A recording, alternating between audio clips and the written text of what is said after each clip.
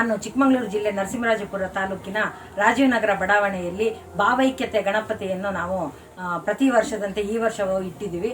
ನಾವು ಸುಮಾರು 14 ವರ್ಷದಿಂದ ಈ ಗಣಪತಿಯನ್ನು ಇಡ್ತಾ ಇದ್ದು, ಇಲ್ಲಿ ಯಾವ ಧರ್ಮದವರು ಭೇದ ಭಾವ ಮಾಡಬಾರ್ದು ಅಂತೇಳಿ ಎಲ್ಲ ಧರ್ಮೀಯರು ಸೇರಿ, ಹಿಂದೂ ಮುಸ್ಲಿಂ ಕ್ರೈಸ್ತರು ಎಲ್ಲರೂ ಸೇರಿ ಈ ಹಬ್ಬವನ್ನ ಆಚರಣೆಯನ್ನ ಮಾಡ್ತಾ ಇದ್ವಿ. ಈ ಮಕ್ಕಳಲ್ಲಿ ಧರ್ಮಗಳ ಬಗ್ಗೆ ಯಾವುದೇ ರೀತಿಯ ಕಚ್ಚಾಟಗಳು ಬೇಡ ಅಂತೇಳಿ ಹಿಂದೂ ಧರ್ಮದವರು ಮುಸ್ಲಿಂ ಹಬ್ಬವನ್ನು, ಮುಸ್ಲಿಂ ಹಬ್ಬದವರು ಹಿಂದೂ ಹಬ್ಬವನ್ನು ಎಲ್ಲರೂ ಸಂಭ್ರಮದಿಂದ ಈ ಹಬ್ಬವನ್ನು ಆಚರಣೆ ಮಾಡ್ತೀವಿ. ಕ್ರಿಶ್ಚಿಯನ್ನರು ಸಹ ನಮ್ಮ ಕಮಿಟಿ ಸದಸ್ಯರಾಗಿದ್ದಾರೆ.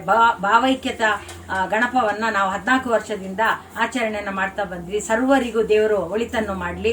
ನಮ್ಮ ಏರಿಯಾದಲ್ಲಿ ಭಾವೈಕ್ಯತೆ ಗಣಪತಿನ ಕೂರಿಸಿದ್ದೀವಿ. ನಾವು ನಮ್ಮ ಏರಿಯಾದಲ್ಲಿ ಯಾವುದೇ ಜಾತಿ ಮತ ಧರ್ಮ ಅಂತ ನೋಡದೆ ಭಾವೈಕ್ಯತೆ ಗಣಪತಿನ ಕೂರಿಸಿದ್ದೀವಿ. ಈ ಗಣಪತಿ ಎಲ್ರಿಗೂ ಒಳ್ಳೇದು ಮಾಡಲಿ. ಧನ್ಯವಾದ.